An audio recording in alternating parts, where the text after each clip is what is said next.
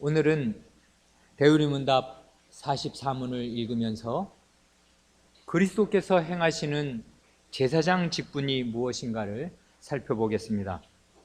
먼저 44문을 낭독하겠습니다. 44문.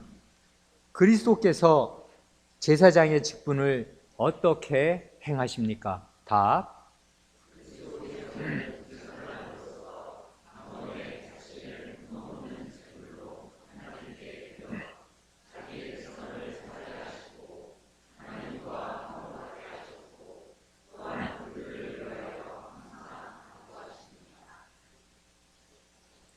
초등학생, 중학생을 위해서 아주 간단한 질문 하나 드리고 강서를 시작하겠습니다. 방금 읽은 우리 44문의 답을 보면 동사가 4개 나오잖아요. 거기 하나님께 드려 사죄하시고 화목하게 하셨고 간구하신다. 이 4개 이렇게 나오잖아요. 이 4가지 가운데 그리스도께서 낮아지셨을 때 하신 일은 몇 가지이고 높아지셨을 때 하시는 일은 몇 가지이겠습니까? 그게 각각 뭐겠습니까? 하는 것입니다. 뭐 크게 어렵지 않죠? 과거형과 현재형 이렇게 금방 구별되잖아요. 지난 2주 동안 우리가 그리스도의 예언자 직분을 살펴보았습니다. 오늘은 그리스도의 제사장 직분입니다. 예언자와 제사장의 차이를 한마디로 말한다면은 예언자가 하나님의 말씀을 들고 하나님 편에서 우리에게 오는 사람이라면은 제사장은 제물을 들고 우리 편에서 하나님께로 가는 사람이라고 말할 수 있습니다. 방향을 생각할 때 이걸 화살표로 이렇게 표시한다면 예언자나 제사장이나 둘 다 사람인 건 틀림이 없는데 사람은 사람인데 예언자는 하나님 편에서 하나님을 대표해서 우리에게로 오는 성격이 강하고요. 그러니까 화살표가 하늘에서 이 땅으로 이렇게 내려온다면 제사장은 우리 편에서 우리를 대표해서 하나님께로 나아가는 땅에서 하늘로 이렇게 나아가는 성격이 강합니다.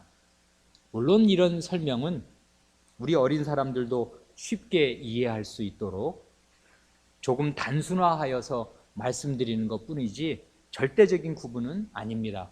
왜냐하면 예언자도 백성 편에서 백성을 위해서 기도하는 일이 있고, 그래 사무엘 예언자도 내가 너희를 위해서 기도 쉬는 죄를 범치 않겠다 말하지 않습니까? 또 제사장도 하나님의 편에서 백성에게 복을 선포하는 일이 있습니다. 그래 우리가 잘 아는 민수기 6장 마지막 부분에 그 아론 제사장이 대제사장이 제사를 다 드리고 나서 백성에게 이제 복을 선언하잖아요. 여호와의 이름을 3번 부르면서 여호와는 내게 복을 주시고 너를 지키시기를 원하며 여호와는 그 얼굴로 내게 비추사 내게 은혜 베푸시기를 원하며 여호와는 그 얼굴로 내게 향하여 드사 평강 주시기를 원하노라. 제사장도 말하자면 하나님 편에서 백성에게 복을 내립니다. 그러나 주된 방향을 생각하면 화살표로 한다면 예언자는 화살표가 하늘에서 우리로 땅으로 내려온다면 제사장은 땅에서 하늘로 올라가도록 그렇게 하는 사람이다 말할 수 있겠습니다. 제사장은 뭐 하는 사람인가 할 때 간단히 2가지로 요약할 수 있는데 우리 요리문답 그 답에서 얘기하는 대로 첫째는 제사 드리는 사람이고요. 둘째는 그 백성을 위해서 기도하는 사람입니다. 여기에서도 방향을 생각하는 것이 필요한데 제사와 기도는 둘 다 사람 편에서 하나님께 하나님 방향으로 드리는 것입니다. 하나님이 받으셔야 소용이 있는 것입니다.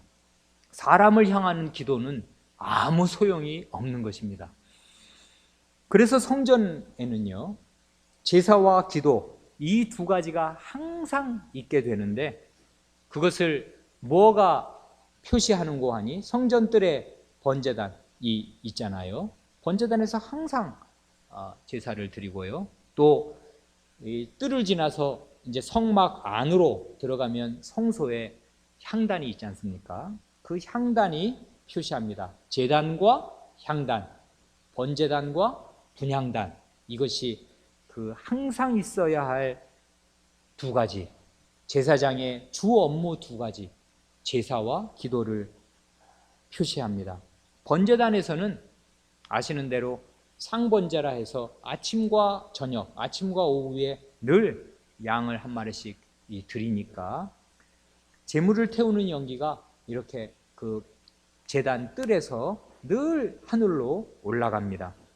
그런가 하면 기도를 상징하는 향단에서는 그 성막의 지성소 바로 앞에 있는 그 분향단이 있잖아요. 금으로 다 씌운 자그마한 향로, 그 향단에서는 또 이렇게 향 연기가 말하자면 하늘로 올라갑니다. 평일에도 이렇게 늘 이 번제단의 연기와 향단의 이 향연이 하늘로 올라갑니다. 그렇지만은 이 두 가지 일이 동시에 대속죄일 7월 10일이죠. 대속죄일에는 아주 극적으로 동시에 행해집니다.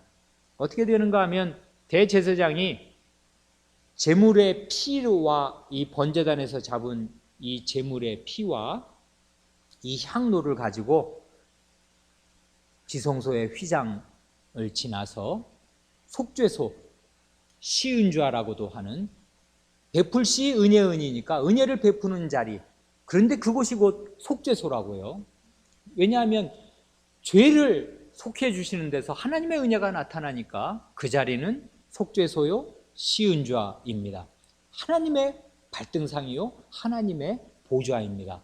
그 언약궤 뚜껑 위에 그릇들 사이에 있는 그곳이요, 그곳으로 대제사장이 나아갑니다. 그러니까 동시에 두 가지를 들고서, 그래서 이 향로를 들고 가면 향의 연기가 말하자면 제사장과 온 회중의 기도가 그 속죄소를 다 덮습니다. 그리고 피를 거기에 이렇게 뿌립니다. 그래 이렇게 하나님께서 대속죄일마다 7월 10일마다 온 이스라엘의 죄, 또 대제사장의 죄를 이런 방식의 제사와 기도를 받으시고 속해 주십니다.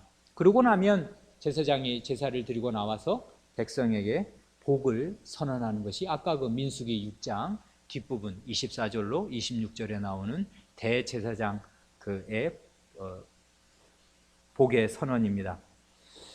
이렇게 하나님의 백성이 하나님의 백성답게 되기 위하여서는 하나님의 말씀을 전하여 주는 예언자가 꼭 있어야 하고, 또한 백성을 위해서 제사를 드리고 기도하는 제사장이 꼭 있어야 합니다. 그래 출애굽 직후에 시내산에서 이스라엘이 정식으로 하나님의 백성으로 하나님과 언약을 맺고 이제 그 공식적으로 하나님은 우리의 왕이시고 우리는 하나님의 백성이다 하는 그 언약 관계 가운데 하나님 나라로 처음 출범할 그때에, 사실은 그 직전부터 모세를 통해서 하나님의 말씀을 계속 그 백성에게 전해주셨을 뿐만 아니라 그 시내산 언약을 체결한 바로 직후부터 하나님께서는 이스라엘 진 한가운데에 아시는 대로 성막을 세우시고 대제사장과 제사장 레위인들을 두셔서 계속 제사를 드리게 하셨습니다. 이렇게 구약시대에 시대 내내 제사장들이 있었고요, 신약시대에는 그리스도께서 우리를 위한 제사장이 되어주시는데 구약의 제사와 신약시대의 제사 사이에 같은 점이 있고 다른 점이 있습니다. 신약시대의 이 제사장 직분, 그리스도의 제사장 직분에 대해서 제일 잘 가르쳐주는 성경이 있다면 어디일까요? 우리 여기 미리 한번 읽어보셨습니까? 오늘 증거 본문을 쭈르륵 후루룩 읽어보면 뭐 67개, 7, 8개 증거 성구들이 쭈르륵 나오는데 가장 많은 증거 성구는 어디에서 나옵니까? 히브리서에서 나옵니다. 과연 그렇습니다. 히브리서의 전체 주제는 예수께서 우리의 대제사장이시다 하는 것입니다. 그래 히브리서에서는 구약을 모르면 여간에서는 잘 이해하기 어려운 온 구약의 제사의 내용을 다 가져다가 설명하면서 그리스도께서 우리의 능력 있는 대제사장, 은혜와 자비의 대제사장인 사실을 말합니다. 그래 앞으로 이 강설에서 제가 히브리서를 제일 잘 대제사장 역할을 제일 잘 가르치는 성경이 히브리서니까 히브리서를 군데군데 인용하면서 교우분들께 말씀드리겠습니다. 아까 신약시대의 제사와 구약시대의 제사가 무엇이 같고 무엇이 다른가 하는 거 말씀드렸는데 먼저 같은 점을 간단하게 세 가지로 말씀드리겠습니다. 구약시대나 신약시대나 사람 중에서 제사장을 취한다는 점이 같습니다. 제사장은 형제 가운데 나옵니다. 그러니까 천사는 우리의 제사장이 되는 것이 아닙니다.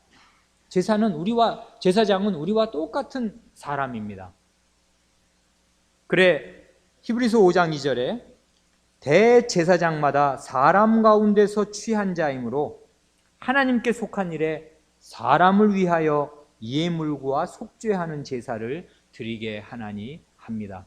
대제사장은 반드시 형제 가운데, 왕도 그렇거든요. 왕도 형제 가운데 택하게 하고 예언자도 사실은 마찬가지입니다. 그래 그리스도는 다 구약의 그리스도들은 다 사람 가운데 취합니다. 그리스도께서도 본래는 하나님의 아들이시지만은 우리의 제사장이 되시려고 사람이 되셨습니다. 둘째로 또 같은 점이 있는데요. 구약의 제사나 신약의 제사나 속죄를 위하여서는 반드시 제물을 잡아서 피 흘리는 제사를 드려야 합니다. 히브리서 9장 22절 유명한 구절인데 피 흘림이 없은즉 뭐가 없다 그럽니까? 사함이 없느니라 합니다. 왜 피를 안 흘리면 죄가 용서받지 못하는가 하면 죄값은 죽음이기 때문입니다. 죄값은 목숨을 내놓아야 하는 일이기 때문에 그렇습니다. 목숨이 끊어져야 죄값이 치러지는 것입니다. 그러니 죄값은 반드시 생명으로, 목숨으로 치러야 하는데 피는 곧 생명이기 때문에 그렇습니다. 그래서 피를 흘려서 그 재물을 죽여야 죄값이 말하자면 치러지는 것입니다. 그런 면에서 구약의 제사나 신약의 제사에는 다 철철 흐르는 뚝뚝 떨어지는 그 생생한 피가 있습니다. 목숨이 끊어지는 것입니다. 또 제사장이 아까 우리가 대속죄일에서 잠시 말씀드린 대로 제물의 피와 향을 가지고 시은좌로 하나님의 보좌로 나아간다는 점도 구약이나 신약이나 마찬가지입니다. 구약 때는 대제사장이 온 백성을 대표해서 제물의 피 그리고 이 향, 기도를 가지고서 하나님께로 이렇게 시은좌로 하나님의 보좌로 나아간다면 신약의 제사장도 제물의 피와 기도를 가지고 이 하나님의 보좌 앞으로 나아갑니다. 결국 제사장은 이 사람 편에서 하나님께로 나아가는 그런 분이고 하나님께로 나아가야 그 제사를 하나님이 받아주셔야 제사의 효험이 나타나는 것이니까 그렇습니다. 그런데 같은 점만 있냐 하면 물론 그렇지 않고 다른 점이 훨씬 더 많고 더 중요합니다. 구약의 제사가 있지만 신약의 제사는 구약의 제사와 많이 다릅니다. 다른 점이 더 중요한데 어떻게 다른가 하면 제사장도 다르고요, 제물도 다르고요, 성전도 다릅니다. 먼저 제사장이 어떻게 다른가 하는 것을 얼마든지 여러 가지로 말씀드릴 수 있겠습니다만은 이해하시기 좋게 5가지로 정리해서 말씀드리겠습니다. 구약의 제사장과 신약의 제사장이 어떻게 다른가 하는 것입니다. 구약의 제사장은 아까 공통점은 사람이지 않습니까? 신약의 제사장이나 구약의 제사장이나 사람이지만, 구약의 제사장은 단지 사람일 뿐이지만은 신약의 제사장은, 그리스도는 사람이신 동시에 하나님이십니다. 그러니 이게 차원이 다른 제사장입니다. 완전히 사람인데 이분이 완전히 하나님이십니다. 둘째 다른 점은 이 첫 번째 사실에서 나오는 것인데, 구약의 제사장은 사람일 뿐이어서 자기 자신부터가 죄인입니다. 그래, 백성의 죄를 해결하기 위한 속죄 제사를 드리기 전에 먼저 자기 자신의 죄를 위한 속죄 제사를 드려야만 하였습니다. 이게 구약 제사장의 연약한 점이고 약점입니다. 어쩔 수 없습니다. 사람 그리스도라는 게. 그러나 우리의 대제사장 신약의 그리스도는 그럴 필요가 없습니다. 그분은 죄를 알지도 못하신 자요, 자기를 죽이려고 눈을 벌겋게 해서 달려드는 원수들 앞에서 너희 중에 누가 나를 죄로 책잡겠느냐, 한번 말할 것 있으면 말해봐라 하고 말씀하신 분이십니다. 이게 본인 입으로 말씀하셨다는 사실도 중요하고요, 예수님을 어려서부터 잘 알고 있을 자신의 어머니나 아니면 자기를 나사렛 그 갈릴리 때부터 따라다니거나 잘 알고 있는 제자들, 여성들, 이런 사람들 앞에서 말씀하셨다는 게 놀라운 일입니다. 예수님은 죄 없는 제사장이십니다. 그런데 아시는 대로 초대 대제사장, 제1대 대제사장인 아론만 하여도 얼마나 중대한 죄들을 많이 지었습니까? 출애굽기 32장에 금송아지 사건 나오잖아요. 모세가 40일 동안 하나님 말씀 들으러 이제 시내산에 올라가는데, 아니 40일이 지났는데 한 달이 지나도 말하자면 꽁거 먹은 소식이고 아무 소식이 없이 안 내려오니까 이거 죽었는지 살았는지 알 수가 없다. 근데 우리는 지금 이 광야 한복판에 있고 애굽으로 돌아갈 수야 물론 없고 저기 가나안으로 가려니 겁나고 어떡하냐, 우리를 인도할 신을 만들자 하였을 때, 아론이 너희 아내와 자녀들 귀에 있는 귀고리 다 빼가지고 와라, 그렇게 안을 내서 금송아지를 만든 것입니다. 아론이 주도하였습니다. 그뿐만이 아니라 민수기 12장으로 가면 미리암이 모세를 비방합니다. 그 비방한 죄로 문둥병이 들리는데, 그때 아론도 똑같이 미리암과 함께 모세를 비방합니다. 여호와께서 모세와만 말씀하셨느냐? 우리와도 말씀하지 아니하셨느냐? 미리암은 선지자잖아요. 여성 선지자거든요. 백성의 찬송을 인도한 찬송 지도자요, 여성 선지자인데, 그리고 아론은 대제사장입니다. 말하자면 그 나라에서 뭐 서열로 따져도 가장 높은 사람들이에요. 그렇지 않습니까? 그런데 아론과 미리암이 모세를 시기합니다. 하나님이 모세와만 말씀하셨어? 우리와도 말씀하셨잖아 라고 하면서 모세를 비방합니다. 이게 사람입니다. 이게 사람이라고요. 대제사장인데도 모세가 자기보다 하나님 말씀을 더 가까이서 듣고 하나님 말씀을 전하는 권위를 행사하니까, 그럼 모세가 그러고 싶어서 그런 거 아니거든요. 하나님이 그만한 은사를 주시고 하나님이 명해서 그런 직분에 두셨으니까 그렇게 하는 것뿐인데 시기심이 난 것입니다. 이게 작은 일이 아닙니다. 시기심이라는 거.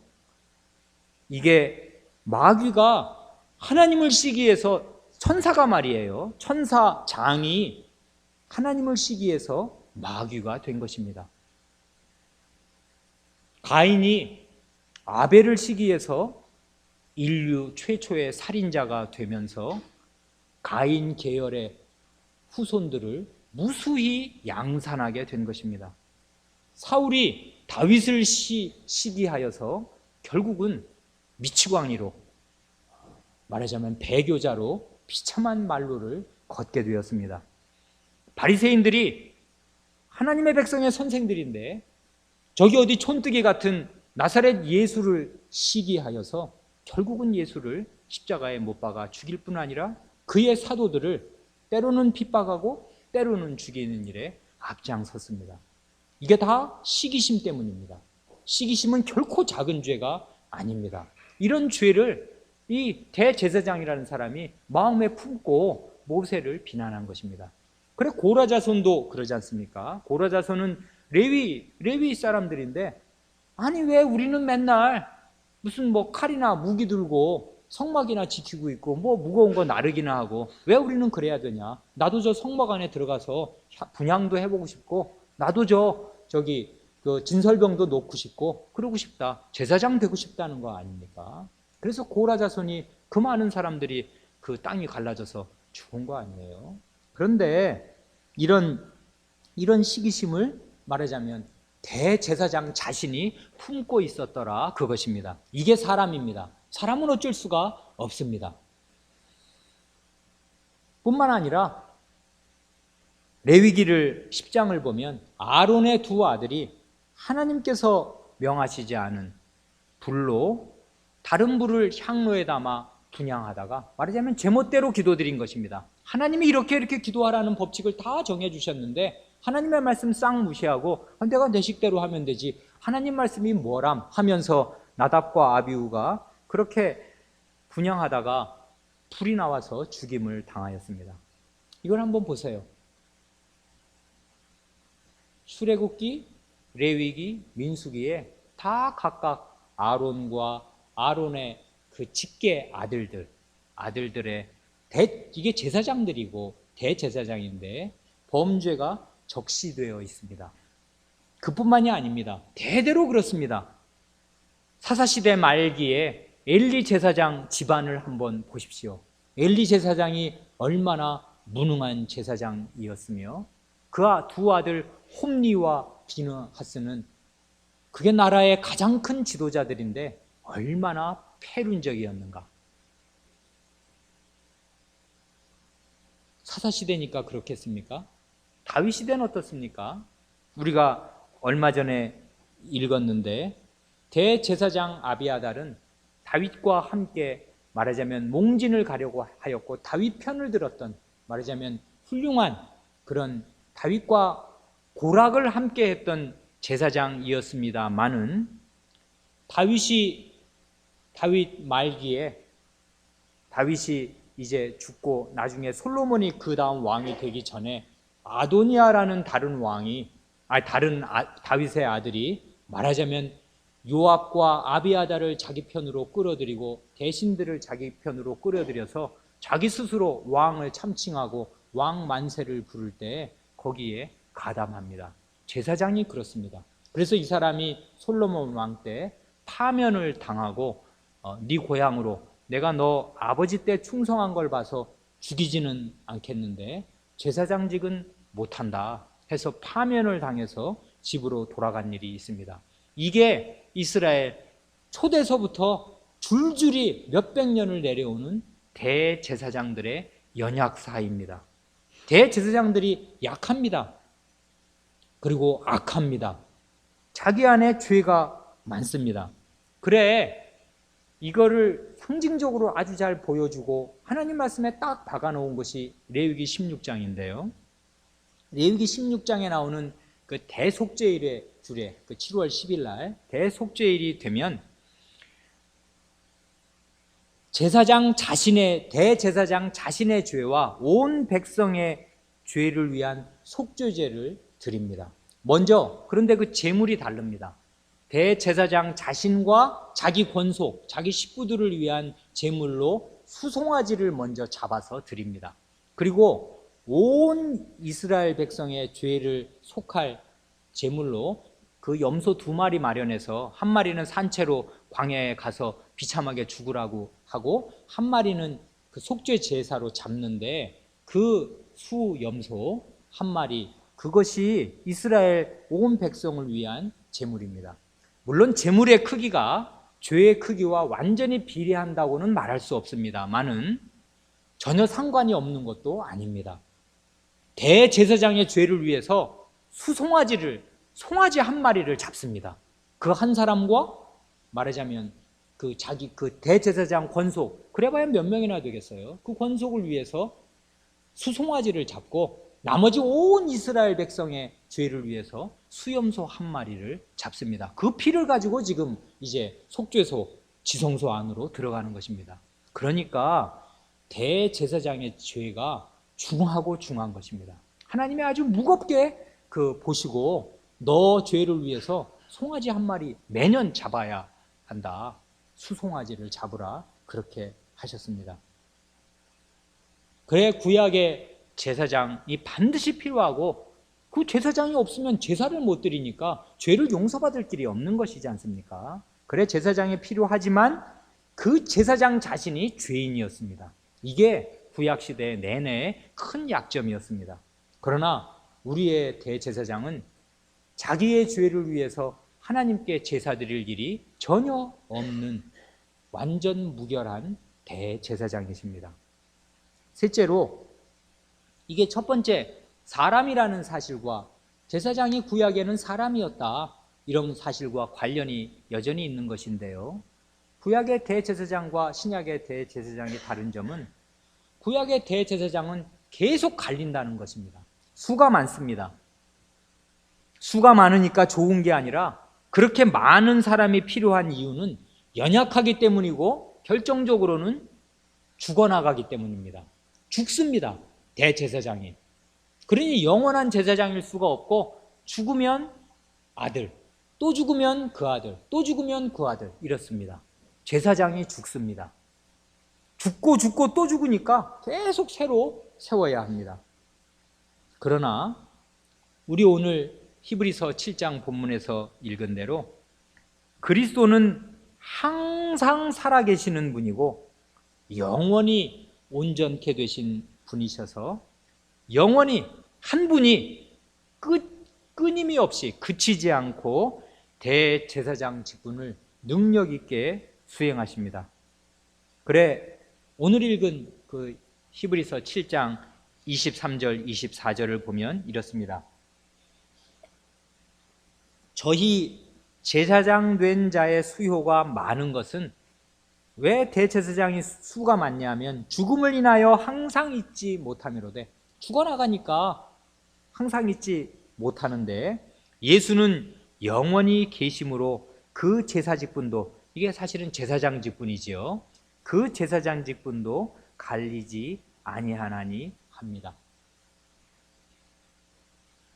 그러면 한 사람이 그냥 살아있을 때 제사장이 이제 아직 안 죽으면 자기가 대제사장이잖아요. 구약에 살아있으면 그러면 일을 자기가 맡은 그 일을 속죄의 일인데 그걸 완료할 수가 있냐 하면 그것도 아닙니다. 그래 네 번째의 차이는 구약의 대제사장은 속죄의 일을 죽어도 평생 완수할 수가 없고 끝낼 수가 완료할 수가 없습니다. 그러니까 계속 그 일을 하느라고 늘 서 있어야 합니다. 그러나 그리스도께서는 단번에 속죄의 일을 완수하셨기 때문에 앉아 계십니다. 그래 이 히브리서에 아주 표현이 생생한데 서 있는 제사장과 앉아 있는 제사장을 비교합니다. 히브리서 10장 11절로 14절이 그렇습니다. 히브리서 10장 이거는 중요하니까 아주 중요한 구절이거든요. 그리스도의 대제사장 그 직을 설명하는데 같이 한번 찾아보시죠. 히브리서 10장 11절로 14절입니다.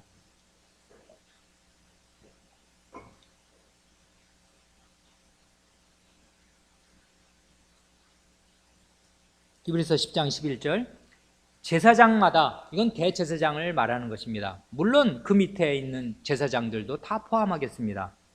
제사장마다 매일 서서 섬기며 서 있습니다. 이 사람들이 그리고 여기 보면 매일이라는 말도 나오고 다음에 자주라는 말도 나오잖아요. 매일 서서 섬기며 자주, 사실은 허구한 날 그 말입니다. 같은 제사를 드리되 이 제사는 언제든지 죄를 없게 하지 못하거니와 오직 그리스도는 죄를 위하여 한 영원한 제사를 드리시고, 뭐가 비교됩니까? 하나의 영원한 한 번 드렸는데 그게 효과가 영원하니까 한 영원한입니다. 한 영원한 제사를 드리시고 하나님 우편에 앉으사. 왜 예수님이 하나님 우편에 앉으신 겁니까? 일이 끝난 것입니다. 제사장 일이, 적어도 속죄하는 그 일이 끝난 것입니다. 구약의 제사장은 왜 서 있었습니까? 할 일이 계속 넘쳤기 때문입니다. 죄를 속죄하는 일이 안 끝납니다. 오늘도 제사, 내일도 제사, 다음 날도 제사, 아침에도 제사, 저녁에도 제사입니다. 매일 서 있어야 합니다. 앉아 있을 틈이 없습니다. 매일 서서 하나님을 섬겼습니다. 그러나 그리스도께서 하나님 보좌 우편에, 여기서 지금 앉으셨다는 걸 왕직과 가리켜서 말하지 않습니다. 이게 히브리서의 놀라운 점이거든요. 하나님 우편에 앉은 것은 그리스도의 왕직을 나타내는 거 아니에요. 그런데 여기서는 제사일 다 끝냈으니까 그리스도는 서 있을 이유가 없다, 앉아 계신다, 그렇게 표현하는 것입니다. 그래, 그리스도는 한 영원한 제사를 드리시고 하나님 우편에 앉으셨다, 완료를 나타내는 것입니다. 속죄의 일이 끝났습니다. 우리의 죄 끝났습니다. 다 해결되었습니다. 그리스도가 앉으신 것이 그 증거입니다. 만약에 우리의 죄가 아직 해결이 덜 됐으면 그리스도 여전히 돌아다니셔야 됩니다. 바쁘게 제사를 드려야 되니까요. 그러나 그리스도는 앉으셨습니다. 하나님 우편에 앉으셨습니다. 어디라고 죄를 해결도 못한 제사장이 그것도 하나님 우편에 앉겠습니까? 야, 가서 일해야지 어딜 가서 앉겠습니까? 그러나 그리스도는 자기 일 다 마치셨으니까, 우리의 죄를 완전히 해결하셨으니까 하나님 우편에 앉으셨습니다. 그 후에 자기 원수들로 자기 발등상이 되게 하실 때까지 기다리시나니, 이건 역시 왕직을 말합니다. 원수들이 차곡차곡 하나씩 자기 앞에 무릎 꿇어서 온 세상 반란지구가 완전히 해결될 때까지 앉으신 상태로 기다리십니다. 하나님께서, 여호와께서 그 일을, 이게 시편 110편을 배경으로 지금 이 말을 하는 건데, 여호와 하나님께서 그 성신의 능력으로 그리스도의 원수들을 하나하나 정복하여 가십니다. 너는 내 원수로 내 발등상 되게 하기까지 내 우편에 앉았으라. 그렇게 하나님께서 말씀하셨으니까 앉은 것입니다. 그래, 여호와께서 이제 발등상이 될 때까지, 원수들을 다 발 아래 밟게 하실 때까지 이제 그리스도를 자기 옆에 앉혀두시고 그리스도는 그걸 기다리시면 됩니다. 그래, 14절, 저가 한 제물로 거룩하게 된 자들을 영원히 온전케 하셨느니라. 여기도 한 영원히 나오잖아요. Once for all입니다. 한 번에 전부, 한 번에 영원히, 이것입니다. 이게 그리스도의 제사를 설명하는 가장 좋은 말입니다. 한 영원한 제사, 한 제물로 영원히 온전케 하는 제사. 그렇게 그리스도의 제물은 효과가 있습니다. 아직 우리는 제물 얘기를 하지 않고 지금 제사장 얘기를 하는데, 이 그리스도의, 이 제사장 그리스도는 이렇게 말하자면 능력이 있는 제사장입니다. 한 번으로 완전한 영원한 제사를 드린 제사장입니다. 우리의 제사장이 그렇습니다. 그래, 여기 보면 한 제물로 거룩하게 된 자들을 영원히 온전케 하셨다. 이게 성경의 비밀입니다. 온전케 하셨느니라, 이게 과거형이잖아요. 이미 일어났다고. 우리가 온전케 됐습니까? 그런데 안 됐잖아요. 그런데 하나님은 영원, 우리는 지금 말하자면 시간을 이렇게 걸어가는 개미와 같으니까 우리는 여전히 불완전에 쌓여 있고 온전하게 될 날을 기다립니다만은, 영원의 관점에서 하나님이 이 세상을 딱 보실 때는 자기 피로, 자기 아드님의 피로 구속하신 백성이 영원히 온전하게 된 것과 마찬가지인 것입니다. 하나님께는 이미 과거형입니다. 하나님께는 미래도 없고 사실은 과거도 없고 모든 것이 현재로서 그냥 보십니다. 전 역사를 한눈에 보십니다. 그러니 우리가 예수님의 한 제물로 거룩하게 되었다면 하나님의 눈으로 보면 얘네들은 다 이미 영혼이 완전케 된 사람들입니다. 하나님의 눈으로 보실 때 그런 것입니다. 그래서 신약 기자들이 어느 때는 이렇게 말하자면 과거형으로 우리들에게는 미래인데 답답하지요. 지금 뭐가 온전케 됐나 불완전 투성이인데 그럼에도 믿음으로 우리는 이렇게 말할 수 있습니다. 왜 그러냐면 그리스도께서 앉아 계시니까, 일을 끝냈으니까. 그리스도의 속죄제사가 불완전했는가? 아니다, 완전하다. 그러면 나도 영원히 완전케 된 것이다. 믿음으로 이렇게 고백하는 것입니다. 물론 자기 안에 죄 있는 것을 누가 모르겠습니까? 그러나 이런 말씀이 있는 것도 사실입니다. 그러니까 우리는 이렇게 하나님 말씀에서 균형을 잡게, 균형 있게 이해해야 합니다. 이런 구절의 무게를 마음에 잘 담아둘 필요가 있습니다. 마지막 5번째로 구약의 제사장과 신약의 제사장이 어떻게 다른가 할 때 구약의 제사장은 레위 지파에서 나왔고요. 아론의 자손들입니다. 그렇죠? 이들은 그냥 혈통을 따라서 말하자면 세습으로 아버지가 죽으면 그 다음 아들이 이런 식으로 혈통을 따라서 그냥 대제사장 혹은 제사장이 된 것이지 하나님께서 맹세하시면서 세운 영원한 제사장이 아닙니다. 그런데 그리스도는요, 하나님께서 이 사람을 제사장으로 세우시기로 맹세하십니다. 그 맹세가 어디 나오는고 하니 그 시편 110편에 나옵니다.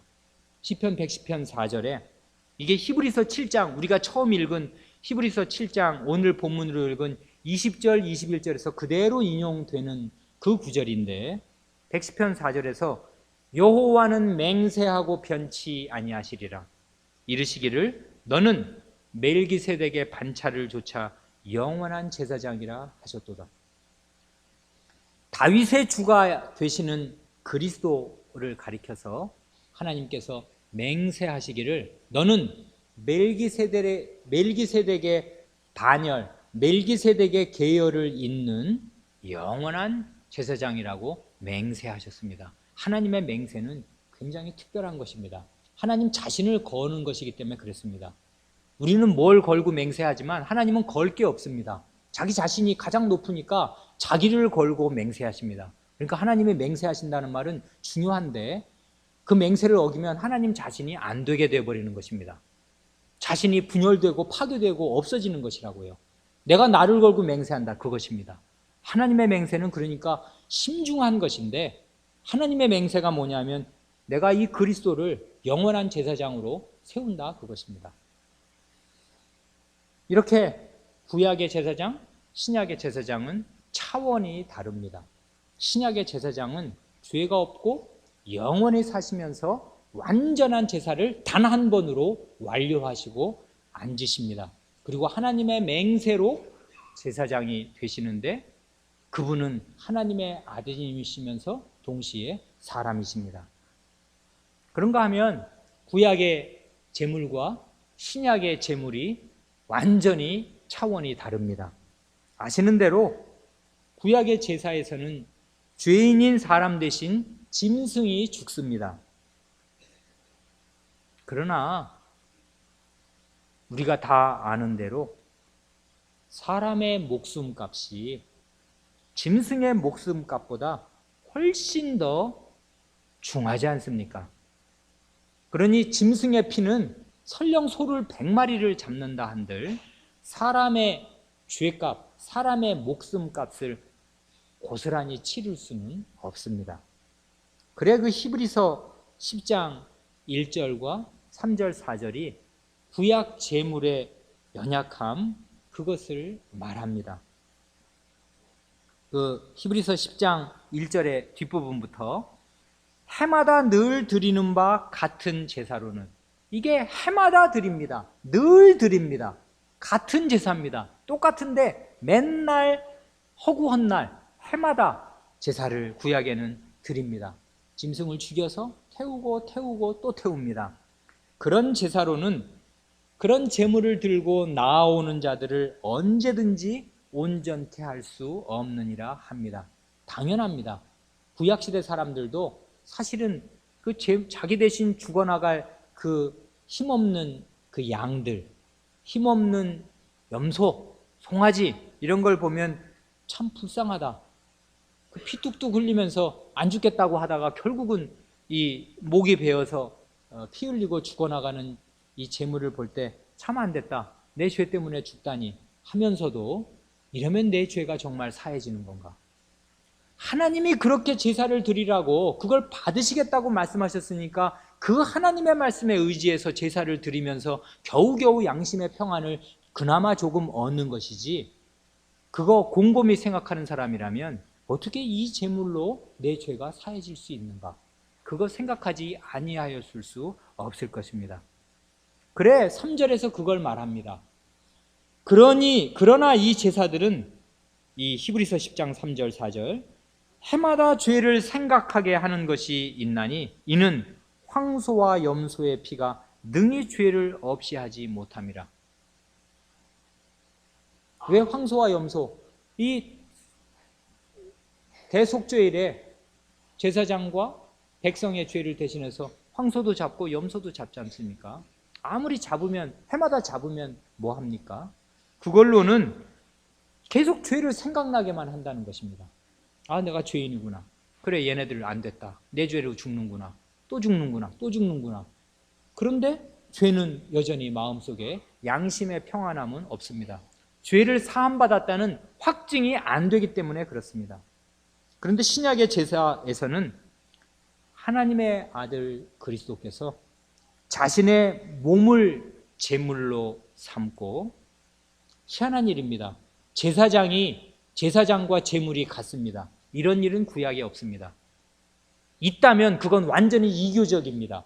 이교들은 그러지 않습니까? 이교도들, 모압 사람들, 자기 아들을 제물로 바칩니다. 이른바 인신공양입니다. 우리나라의 심청전의 모티브가 되는 그 인신공양, 사람을 말하자면 제물로 갖다가 바치는, 하나님이 가장 증오하시는, 아무도 그렇게 하지 못하도록 하시는 그런 일을 이교도들은 제 행복을 위해서 자기 아들이라도 잡아서 죽여서 제물로 드리는 그런 숭악한 짓들을 하고, 우리나라는 그런 숭악한 짓을 말하자면 그 인당수의 그 용왕에게 제물로 바쳐서 이 항해의 평안을 말하자면 비는, 이런 거를 효를 장려하는 그런 동화로 상찬하고 이제까지 왔습니다. 그런데 그게 대단히 악한 일입니다. 하나님께서 미워하시는 인신공양입니다. 그런데 하나님께서 인정하시는, 말하자면 인신공양이 있었습니다. 하나님의 아들이 자기 자신의 몸과 피를 제물로 하여서, 자기의 몸을 제물로 하고 자기의 피를 드려서 제사를 드리셨습니다. 그 하나님의 아드님의 목숨값이, 그게 사람의 목숨이기도 하면서 동시에 하나님의 아들이 사람의 몸을 입으신 관계로 하나님의 아드님의 목숨값이었는데, 그 목숨값이 말하자면 온 인류의 목숨값보다 더 귀합니다. 그래 그리스도 한 분이 자기의 몸과 자기 피로 드린 그 제사가 실은 하려고만 한다면 온 인류의 죄를 다 덮고도 남음이 있습니다. 그래 히브리서 9장 12절 14절에서 그 사실을 확신 있게 말합니다. 히브리서 기자가 히브리서 9장 12절로 14절입니다. 염소와 송아지의 피로 아니하고, 계속 염소와 송아지 얘기가 나오네요. 이게 대속죄를 배경으로 깔고 얘기하기 때문에 이렇습니다. 염소와 송아지의 피로 아니하고 오직 자기 피로 영원한 속죄를 이루사 단번에 성소에 들어가셨느니라. 예수님이 언제 십자가에 달리신 다음에 성소에 언제 들어가셨습니까? 예루살렘 성소에 언제 들어가십니까? 그걸 말하는 게 아닙니다. 여기 성소라는 건 지금 하늘 성소를 이야기하는 겁니다. 하늘에 있는 참 성전의 성소, 하나님 보좌 우편, 거기로 들어가신 걸 말하는 겁니다. 그런데 중요한 것은 자기 피로 영원한 속죄를 이루사 단번에 들어갔다 합니다. 여기도 영단번이 나오지 않습니까? 영원히 단번에, 단번인데 영원히, 한 영원한 제사, 단번에 드린 영원한 제사, 이게 그리스도의 제사입니다. 13절, 염소와 황소의 피와 및 암송아지의 재로 부정한 자에게 뿌려 그 육체를 정결케 하여 거룩하게 하거든. 우리가 예전에 암송아지에 대해서 잠시 살펴본 일이 있었지만, 속죄일에 드리는 염소와 황소의 피든지 하도 떼죽음을 당하니까 할 수 없어서 암송아지를 불로 살라서 이 물에, 깨끗한 물에 이렇게 우슬초와 이 붉은 실을 넣어서 이렇게 급히 만든 이 암송아지의 재든지 간에 다 하나님께서 마련하신 규례니까 그걸 부정한 자에게 뿌리면 그 육체가 정결케 됩니다. 이게 아무 소용도 없었으면 하나님이 뭐하러 이런 일을 시키셨겠습니까? 그러나 그런 염소와 황소의 피, 암송아지의 재가 그 육체를 정결케 한다면은 하물며 영원하신 성신으로 말미암아 흠없는 자기를 하나님께 드린 그리스도의 피가 어찌 이번에는 뭘 정결케 합니까? 아까는 육체를 정결케, 겨우 몸을 정결케 하는 거 아니냐. 양심에는 계속 말하자면 찝찝함이 남아 있습니다. 그런데 영원하신 성신으로 말미암아 흠없는 자기를 하나님께 드린 그리스도의 피가 어떻게 너희 양심으로 죽은 행실에서 깨끗하게 하고 살아계신 하나님을 섬기게 못하겠느냐? 양심에 아직도 가책이 되느냐? 너는 아직도 그리스도의 피의 효력을 아직도 모르고 있고 충분히 믿지 않는구나. 히브리서 기자는 말하자면 그렇게 말하는 것입니다. 그리스도의 피가 그렇게 효력이 없습니까? 그리스도의 목숨이, 그리스도의 그 생명이 나의 죄보다 더 능력이 없거나 더 가치가 낮습니까? 더 작습니까? 천만의 말씀입니다. 하나님을 만족해 하시는, 여기 우리 대우리문답 그 본문이 그거잖아요. 하나님을 만족해 하실 수 있는 제물입니다. 결국 제사는 하나님이 받으셔야 끝이 나고 그 효력을 다하는 것입니다. 우리가 아무리 드린다 한들 하나님이 안 받으시면 소용이 없는데 이 제물은 하나님이 받으셨습니다. 그래 받으셔서 성소에 들어가시고 하나님 오른편에 앉히신 것입니다. 그 부활이 증거이고 부활, 승천, 하나님 우편 좌정이 다 말하자면 한 세트인데, 그리스도의 높아지심의 한 일련의 높아지심인데, 그리스도의 부활, 승천, 하나님 우편에 앉으심이 모두 하나님의 인정인데 뭐에 대한 인정이냐면 너의 제사, 너 제사장 그리스도의 제사 내가 인정한다. 효과 만점이다. 앉아라, 쉬어라, 그것입니다. 그래서 자기 오른편에 앉히신 것입니다. 그러니 우리의 죄는 끝났습니다. 그리스도 안에만 있으면 우리의 죄는 완전히 해결되었습니다. 영원히 온전케 되었습니다. 그래, 아까 우리가 읽은 히브리서 10장 14절이 그거 아닙니까? 저가, 그리스도가 한 제물로, 자기 하나, 한 몸으로 하나의 제물로 거룩하게 된 자들을 영원히 온전케 하셨느니라. 그런가 하면 마지막으로 간단히 살펴볼 것은 구약의 성전과 신약의 성전도 다릅니다. 구약의 성전은 당연히 성막, 성전 마찬가지인데 이 땅에 있습니다. 죄로 오염되어 있습니다. 사실은 그 성막을 지은 재료를 한번 생각해 보세요. 그럼 무슨 재료로 지었습니까? 거룩한 성막, 하나님이 지으실 성막이라고 하나님께서 하늘에서 재료들을 다 말하자면 천사통에서 내려보내 주셨습니까? 아닙니다.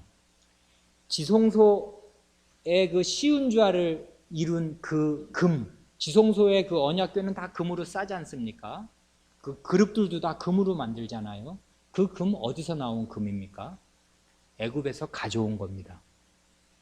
그리고 그 금 한때는 애굽에서 전리품으로 이스라엘 백성이 취해서 가지고 나와서 한때는 금송아지를 만든 그 금입니다. 그렇지 않습니까?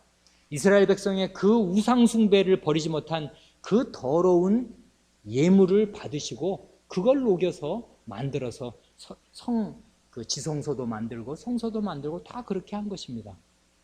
이스라엘 백성의 죄가 덕지덕지 거기에 다 묻어 있습니다. 그뿐만 아니라 계속 이스라엘 백성이 죄를 짓고서 이 성막에 옵니다. 말씀드린 대로 다른 불로 분향도 합니다. 제사장이라는 사람들이 죽어나갑니다. 그래 성막 자체가 이스라엘 백성의 죄로 오염되어 있습니다. 그래 레위기 16장에는 그 대속죄일의 규례를 쭉 설명하면서 성막 자체의 오염에 대해서 이렇게 말합니다. 곧 이스라엘 자손의 부정과 그 범한 모든 죄를 인하여 지성소를 위하여 속죄하고 또 그들의 부정한 중에 있는 회막을 위하여 그같이 할 것이요. 회막이 부정합니다. 지성소도 부정함을 입습니다. 이 제사장, 이 백성들이 하나같이 죄인이기 때문에 그렇습니다. 이 땅에 있는 성전은 그렇습니다.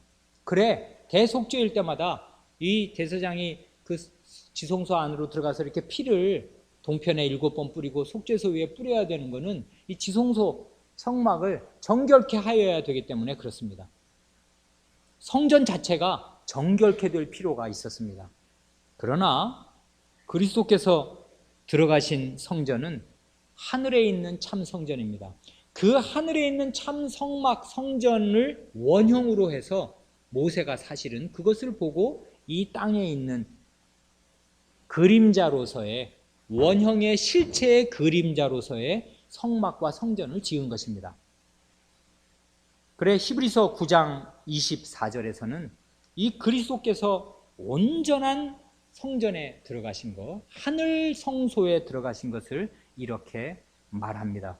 9장 24절 그리스도께서는 참것의 실체, 참것의 그림자인 손으로 만든 성소에 들어가지 아니하시고 그건 그림자일 뿐이다. 실체가 아니다. 오직 참 하늘에 들어가사 이게 바로 참 성전입니다. 그리스도께서 지금 앉아 계신 그곳이 참 성전입니다. 하늘 성전, 하늘 지성소. 이제 우리를 위하여 하나님 앞에 나타나시고, 나타난다는 말이 중요한 말 아닙니까? 제사장이 하나님께 제사를 드리러 나타나는데 그리스도께서는 자신이 완료한 이 제사를 바탕으로 하나님 앞에 나타나셔서 보십시오. 이것이 제가 저희들을, 저 연약한 교인을 위해서 내 몸의 일부인 저를 위해서 흘린 피 올시다. 이것이 저를 위해서 드린 하나님께서 받으신 그 제물입니다. 하고 그게 그리스도 자신의 몸입니다. 사실은 그 몸으로 하나님께 말씀하시고 간구하십니다. 그러니 그리스도의 간구와 그리스도의 제사는 하나님께 효과 만점입니다. 직방입니다. 늘 하나님께 들으심을 얻고 우리들의 죄를 완전히 속하시는데 늘 유효하십니다. 자, 이렇게 그리스도께서는 제사장도 되시고 제물도 되시고 성전도 되십니다. 모든 것이 되십니다. 구약의 모든 것을 이루시는 분이십니다. 우리의 구원을 위한 모든 것이 되십니다. 구원을 받으려면 하나님 백성이 하나님 백성 밖에 사는 길은 제물이 있어야 되고 성전이 있어야 되고 제사장이 있어야 됩니다. 그거 없으면 하나님 백성 안 됩니다. 구약시대 내내. 그런데 그리스도 한 분이 우리에게 성전도 제물도 제사장도 다 되어주십니다. 그러한 그리스도께서 이제 아까 냈던 초등학생, 중학생에게 냈던 퀴즈 아직까지 안 졸고 잘 듣고 있었으면 이제 답을 말하겠습니다. 그리스도께서 낮아지셨을 때 우리를 위해서 완전한 제사를 드리셨습니다. 그래서 낮아지셨을 때 그 하신 일이 그것입니다. 단번에, 이 단번이라는 말이 중요한 거라고요. 한 제물이니까 단번에 자신을 흠없는 제물로 하나님께 드렸습니다. 자기 백성을 사죄하시고 사죄 완료하셨습니다. 그 다음에 하나님과 화목하게 하셨고, 이게 중요한 거거든요. 하나님과 화목되느냐 안 되느냐, 이게 제물을 받으셨냐 안 받으셨냐 이것으로 결판이 나는 것이거든요. 그래 하나님과 화목하게 하셨습니다. 끝났습니다. 이 제사장의 이 일은.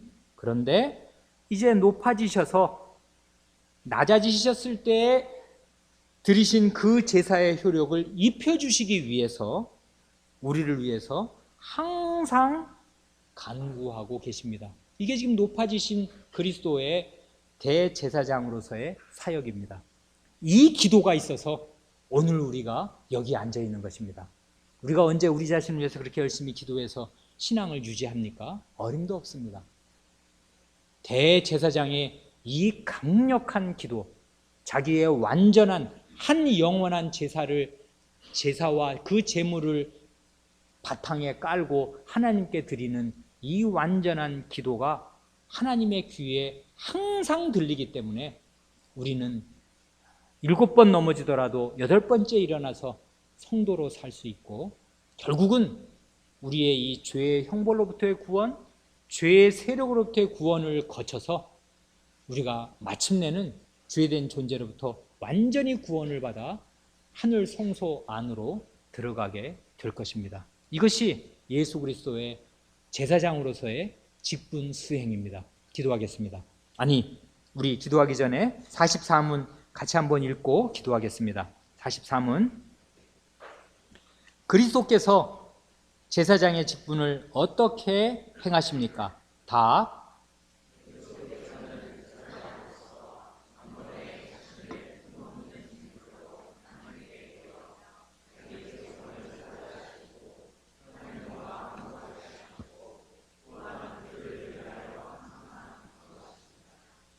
기도하겠습니다.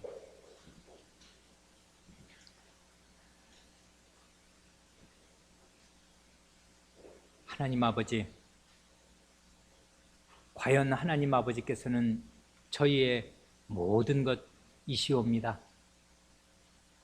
저희가 무엇이기에 저희를 얻으신들 하나님께 무슨 소용이 있으시며 하나님의 영광에 무슨 보탬이 되시기에 저희를 위하여 이 큰 제사장을 예비하시고 구약시대 대대로 이 제사장을 그림자로 사람 제사장들을 세워 앞으로 오실 영원한 제사장을 보여주시더니 마침내 이 모든 날 마지막에 아드님을 저희를 위한 제사장으로 세우셔서 자기의 몸, 자기의 생명, 자기의 피를 제물로 삼아 한 영원한 제사를 드리게 하시고 그 제사를 하나님은 기쁘게 받으셨사오니 하나님의 의와 하나님의 사랑을 저희는 다 측량할 수가 없사오며 저희는 저희 자신을 향한 하나님의 사랑의 이유를 도무지